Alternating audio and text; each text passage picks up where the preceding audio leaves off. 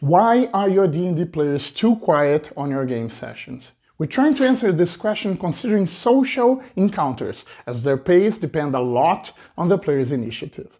The first thing to figure out is how to get rid of awkward silences in your D&D table. In my experience, the main cause for awkward silences is the lack of comfort and confidence for the players to take action in a social encounter, when they're unsure about what they're supposed to do. I started to pay special attention that I was setting clear encounter goals for the players so they would be comfortable and confident about what they wanted to achieve. Unclear encounter goals may be the reason why your D&D players bring no ideas for your social encounters. I managed to set clear social encounter goals for players using NPCs, patrons, villains, allies, or rivals to provide or to let slip those goals. But not only then, I also use locations and objects like a raided farm or a logbook to provide subtle clues or explicit goals about what players should seek in upcoming encounters.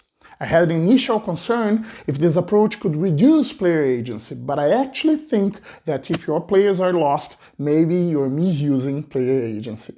To better understand that, I think it's important to break down player agency in two different layers.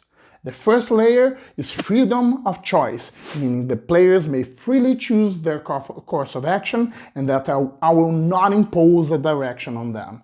The second layer for player agency is consequence of action, meaning that an action may have different outcomes, success, partial success, or failure, which in turn brings an actual impact for the adventure. When I set a clear encounter goal, my players are free to ignore it or seek it, and if they do, they may succeed or fail. Whichever is their path, it will bring consequences for the adventure. Making sure my players know what they have to do actually opens a wonderful window for limitless freedom of action and creativity of how they're gonna do it. Finally, it's important to remember that I don't want to set up metagame goals for my players. What I want are in-game goals for their characters. For me, the best approach for that is building future encounter goals into previous encounters in the adventure. When I'm building my D&D adventures, I try to keep in mind I'm both creating a cool story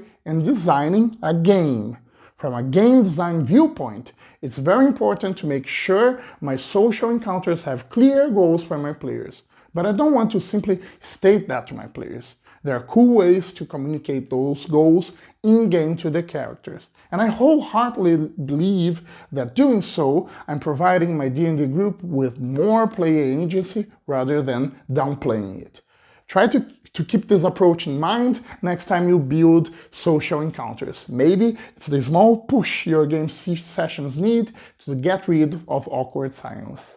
It surely made a big difference for me.